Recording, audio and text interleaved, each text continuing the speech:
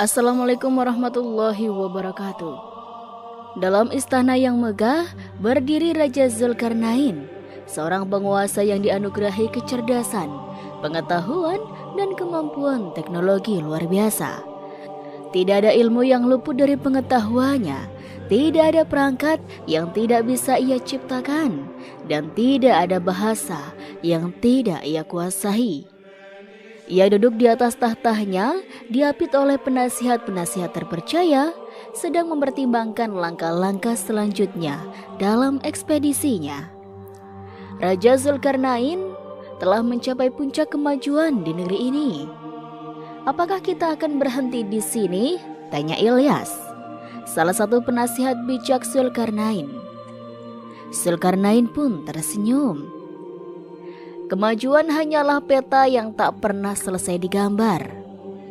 Ilyas, ada lagi satu ekspedisi yang harus kita lakukan, yakni misi yang datang dari Tuhan semesta alam.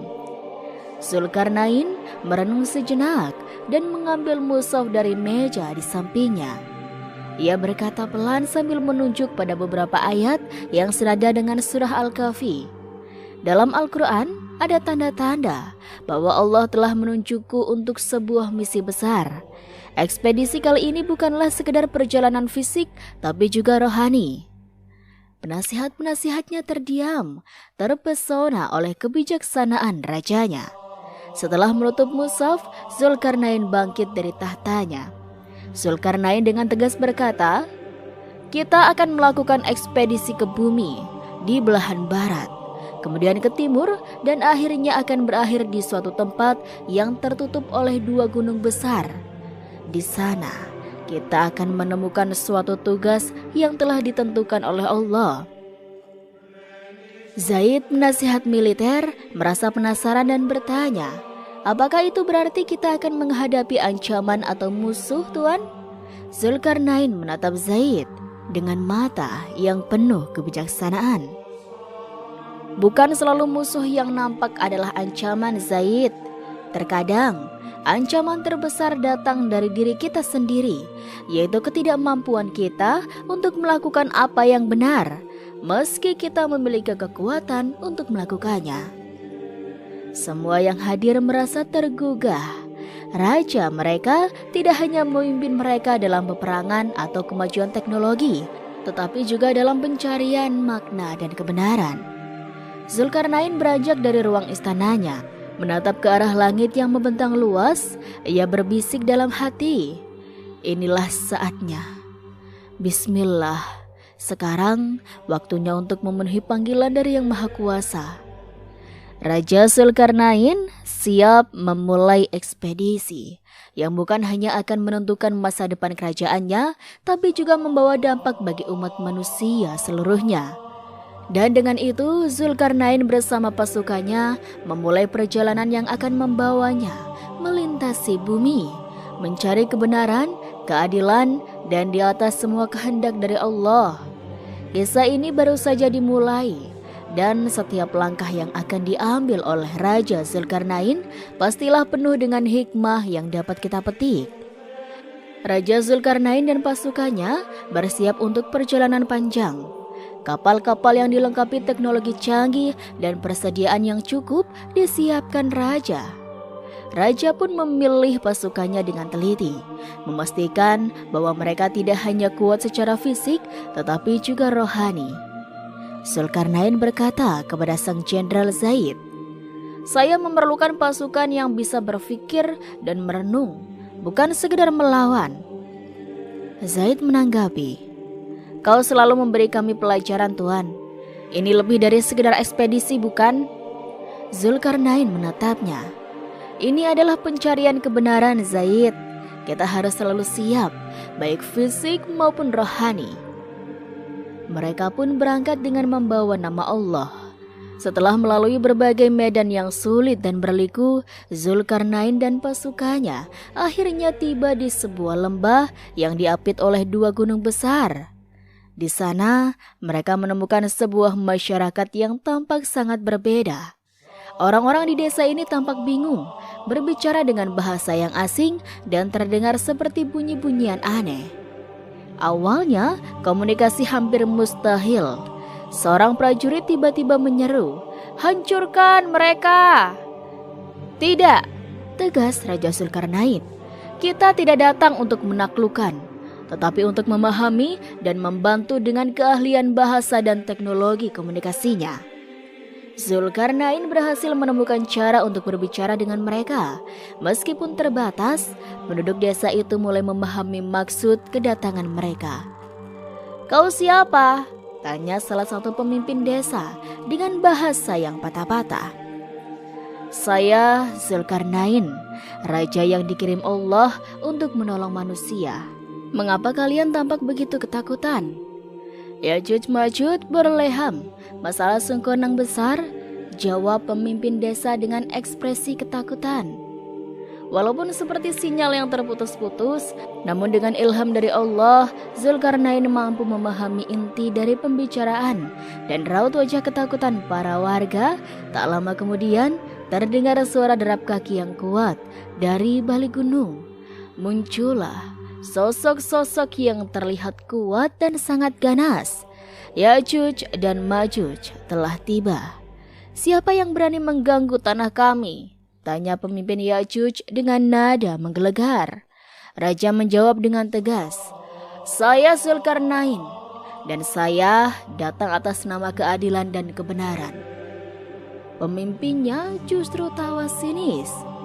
"Keadilan, kebenaran, kami memiliki kekuatan, dan itu adalah keadilan kami."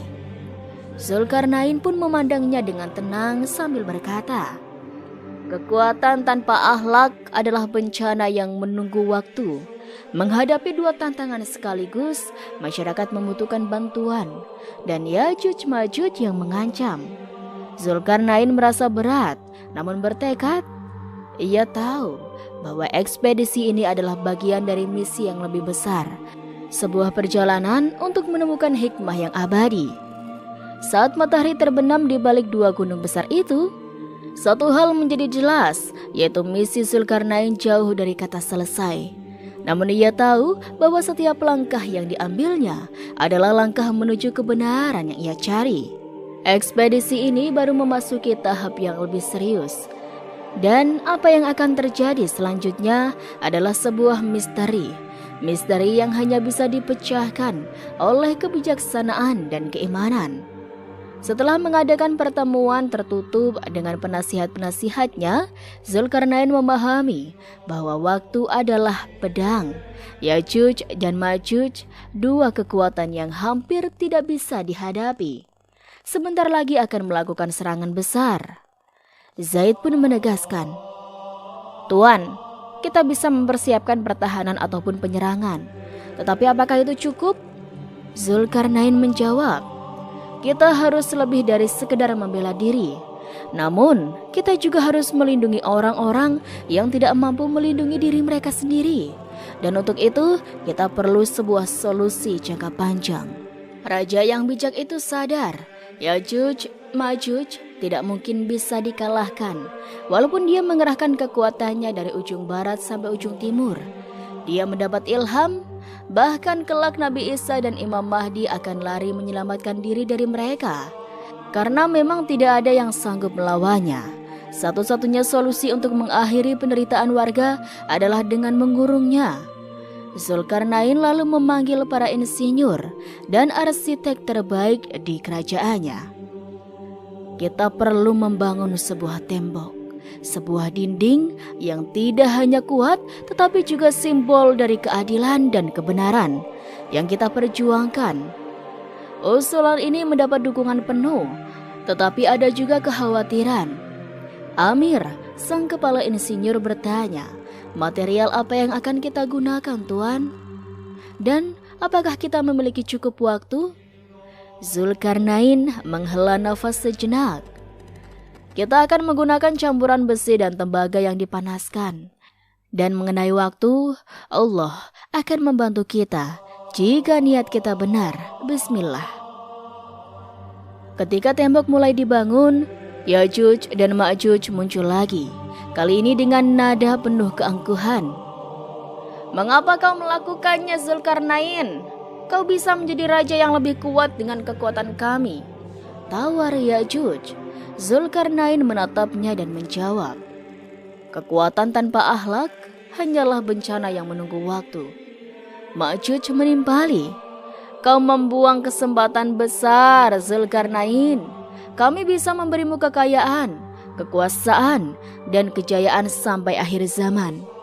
Ini bisa melebihi kekuasaanmu dari timur sampai barat. Namun tergerus oleh usia, Zulkarnain menghela nafas panjang. Ia berkata dengan bijaksana, kekayaan dan kekuasaan tanpa keadilan adalah kebobrokan, bukan kejayaan. Sang raja berteriak kepada para pasukannya atas nama Allah. Guru mereka, Ya'juj dan Ma'juj, tidak melawan karena mereka berpikir tembok ini akan dengan mudahnya mereka robohkan dengan sekejap. Ya'juj Ma'juj menantang dengan sesumbar, bangunlah tembok sekuat yang kau bisa. Kamu pasti tahu kekuatan kami yang sebenarnya. Beberapa waktu kemudian, tembok itu selesai dibangun. Warga desa yang awalnya takut kini menunjukkan rasa syukur dan kebahagiaan. Mereka menawarkan emas dan perak sebagai bayarannya, tetapi Zulkarnain menolak. Zulkarnain berkata, apa yang telah diberikan kepadaku oleh tubuhku seperti kekuasaan dan kekayaan yang kamu lihat, dan yang tidak kamu lihat lebih baik daripada yang kamu tawarkan itu. Tetaplah beriman dan berbuat baik, itu lebih dari cukup. Zulkarnain berdiri di depan tembok besar itu, merenung tentang semua yang telah terjadi. Ia merasa bahwa misinya belum selesai, tetapi sebuah langkah besar telah diambil. Ia berkata pada pasukannya, kita semua punya tembok dalam diri kita. Tembok yang memisahkan kebenaran dari kebohongan dan tembok keadilan dari ketidakadilan. Hari ini kita telah membangun satu tembok fisik, tetapi jangan lupa untuk membangun tembok dalam diri kalian juga. Dengan senja yang menyelimuti langit, Zulkarnain dan pasukannya meninggalkan desa tersebut, yakni bahwa mereka telah meninggalkan sesuatu yang lebih dari sekedar dinding batu dan logam. Mereka telah meninggalkan hikmah, yakni sesuatu yang akan diingat dan diceritakan selama-lamanya.